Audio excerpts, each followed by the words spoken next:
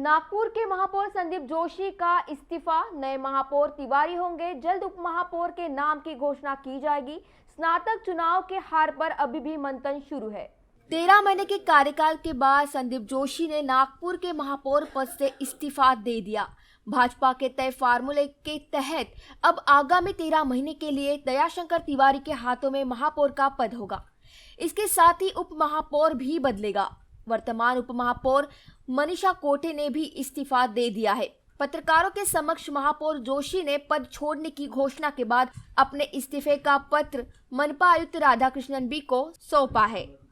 पक्षश्रेष्ठींनी दिलेला 13 महिन्याचा कालावधी माझा पूर्ण झालेला आहे।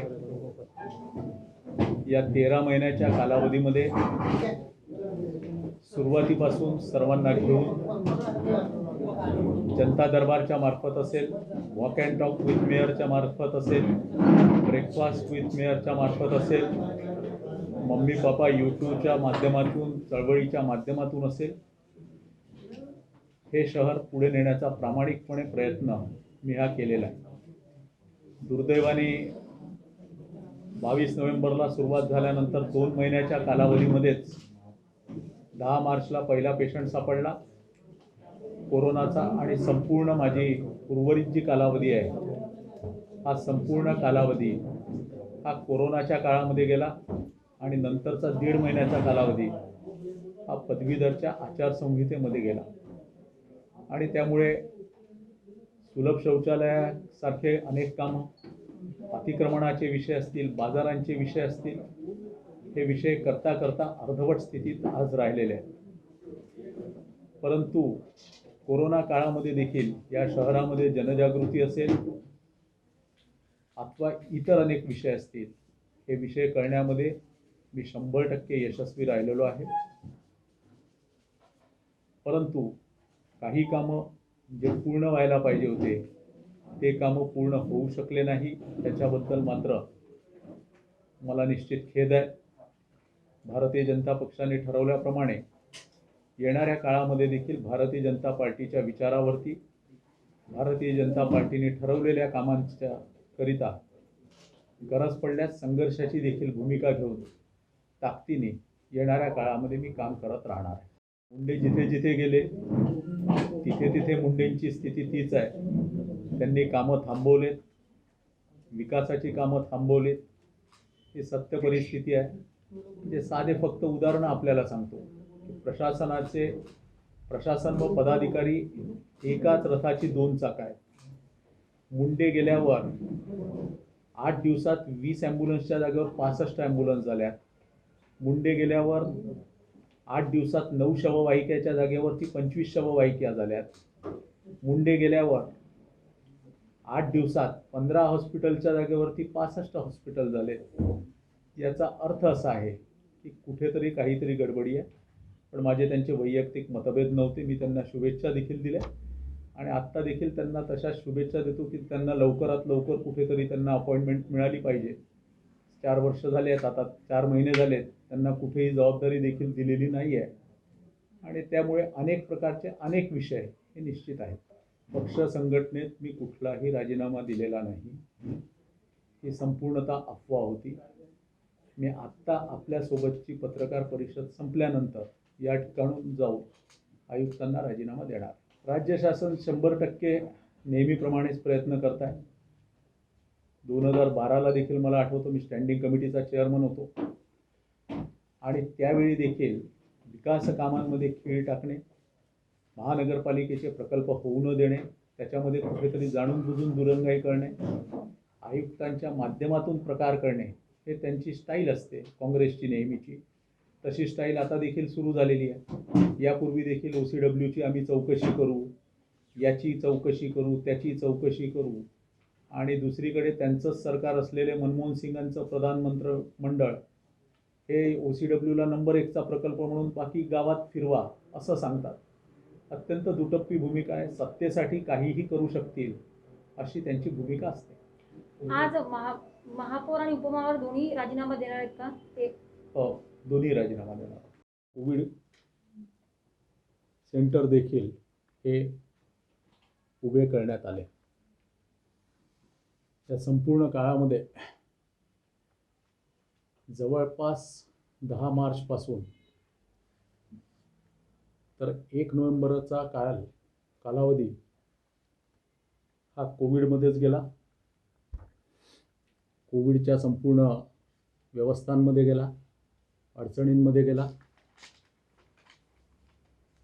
1 नोव्हेंबर 2 तारखेला पदवीधरची निवडणूक लागली आणि त्याच्यामुळे 2 तारखेपासून तर 5 तारखेपर्यंत ही आचारसंहिता होती आणि मागील 8 महिन्यात मी कधीही पॉझिटिव्ह झालो नाही. मग गांधीबाग असेल, मस्का सात बाजार असेल, यामध्ये वेड्यासारखं आम्ही सारेजण पदाधिकारी लोकांना आव्हान करत फिरलो, तरी देखील वाचलो. आणि त्याच्यामुळे 6 तारखेपासून पॉझिटिव्ह झालो.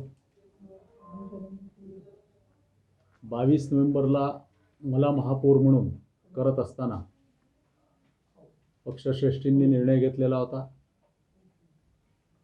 की उर्वरित सर्व कालावधी जो आहे हा कालावधी हा समसमान वाटला जावा. पहिला अर्धा कालावधी हा मी महापौर म्हणून असावं.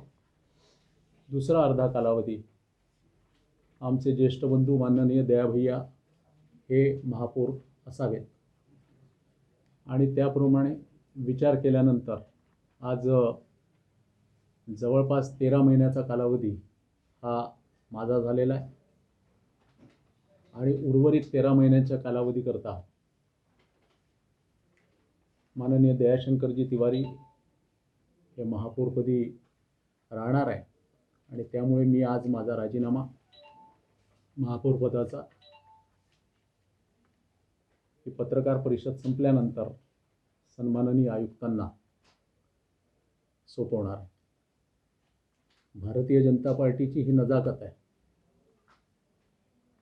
की दिलेल्या जबाबदाऱ्या अत्यंत सहजतेने पाळायच्या, कुठेही कुरकुर न करता जे सांगितलं, जे आदेश दिले त्या आदेशाप्रमाणे वागायचं आणि त्याच आदेशाप्रमाणे मी वागून यानंतर माझा राजीनामा देत आहे. या ठिकाणी मागील 3 दिवसांपूर्वी मी एक वक्तव्य वर्तमानपत्रात वाचलं की या ठिकाणी OCWची चौकशी. ब्यूरो रिपोर्ट, कृषि समृद्धि। नाइट कर्फ्यू से होटल संचालक की परेशानी और भी बढ़ गई है। होटल व्यवसायी सरकार के फैसले से नाराज है।